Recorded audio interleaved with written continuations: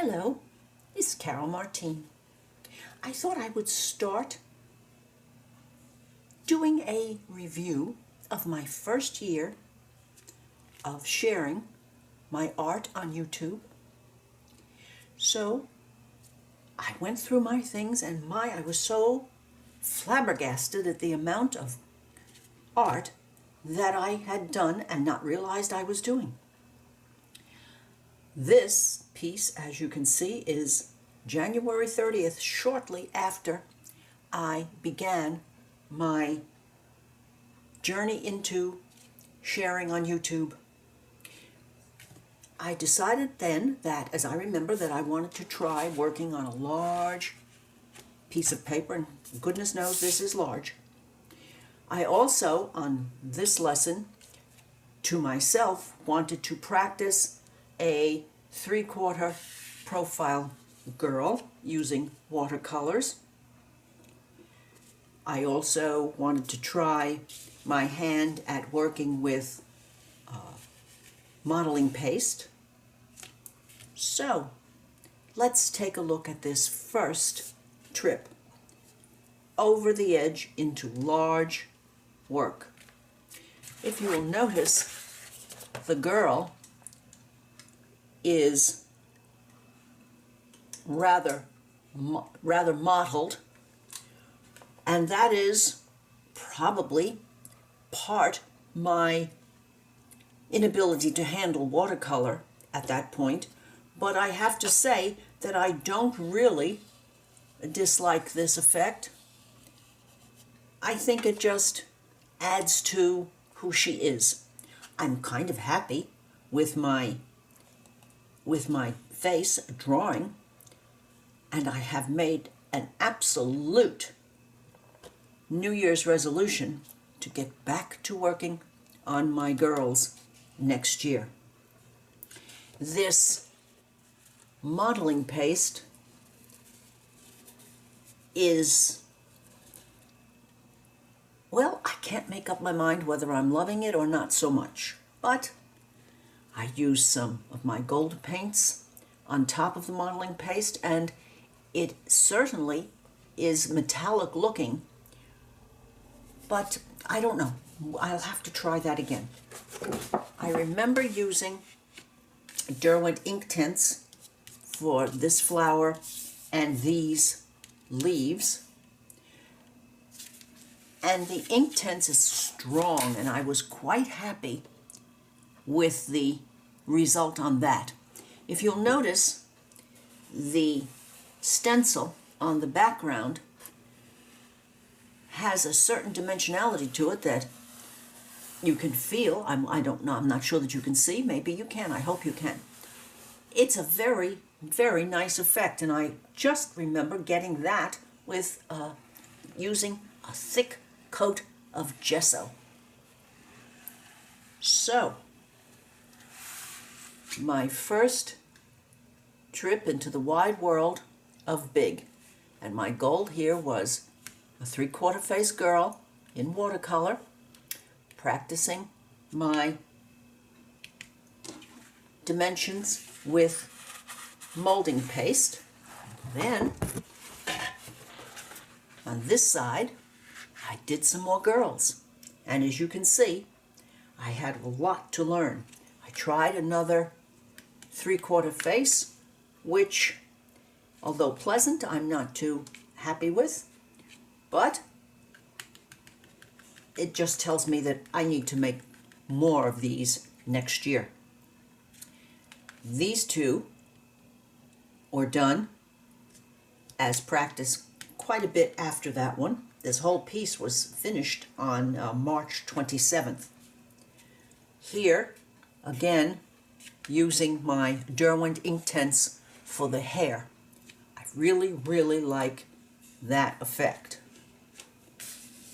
The flowers are my first try at a doodled and acrylic painted flower. And here is one that I'm quite tickled with.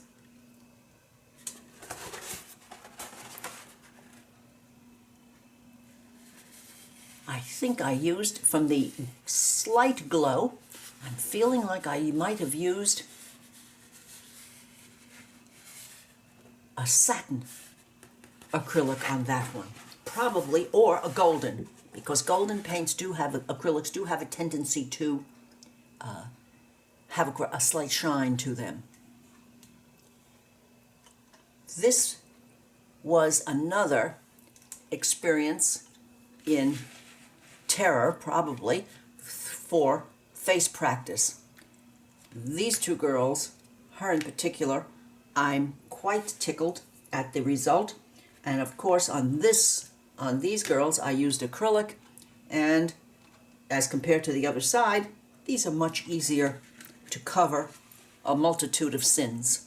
So, that was my first major project of the year. And then I pulled out a few of my loose leaf products, pieces that I did, and I thought that I would share with you. This one was my first try at an abstract, and I used, this was also a first experiment with colored pencils, my Prismacolor Premier pencils. It was new and different for me, and something that I feel like I might want to try again now that I have a little bit more background in the process. On this sheet, we have watercolor, and it's watercolor through a stencil. Oddly enough, these original practices with watercolor through a stencil, I got a better result than I got on anything that I tried through the year after it. I think it has to do with the fact that I used a wide, flat, low Cornell brush to smooth on the watercolor. I'm going to go back to the low Cornell brush and try again to get this nice a result. This is a practice expressive flower that I tried applying on the top of this, and as you can see, the under design did come through because of watercolor. Here is another one, another expressive flower done at the same time working with yellows, and anyone who is a watercolor person knows that working yellow is not easy, so I'm quite tickled with the result on that yellow flower. Here, a pink. Better leaves than on the other two. And they were all done within a day of each other. But this one, I feel as though I was starting to get the hang of that effect in watercolor. Here, I used, I think this was the first time I applied a napkin to a piece, and I know that many people like this dimensionality that they get with use of matte medium, but I don't know. I prefer my napkins to be flatter so that I can do more with them. This is an experimental piece in which I did many things that I don't usually do, and here again, now that I'm looking at it so closely and sharing it with you, I want to get back to that. More expressive watercolor, this time using the colors that were found after I applied my first coat of watercolor to this paper, and using what was there to find these pictures, and using some gold metallic watercolor.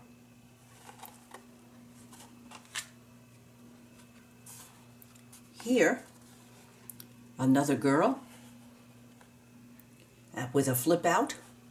And I had just been, I believe, to Target, and I found my very favorite shimmer egg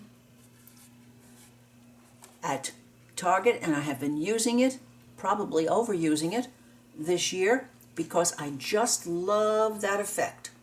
Here, again, a girl using, I believe, the Derwent watercolor pencils, not the Inktense, to produce this hair. This was a fun project to do,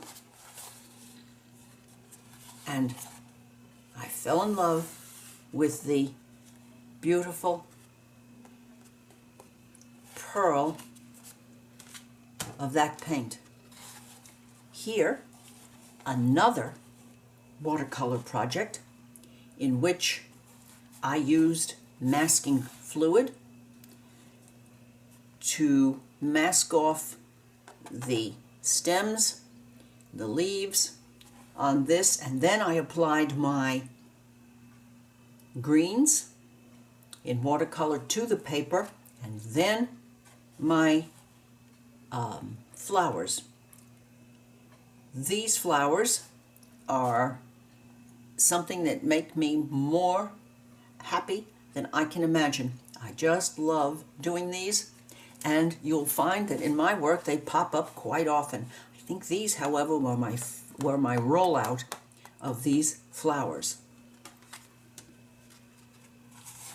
Another experiment with expressive use of watercolor and letting the pigment happen and using the flow of the pigment to produce the various areas on the flowers. As you'll note, the leaves and stems are very low-key, set to the background, because I wanted these 5 flowers to be the major part of this piece. If you'll note here, the effect we get when that water and that paint run together. And if you would take time and really study, we have something that just pops out at you. More of my experiments with flower making. Again, now we're up to August.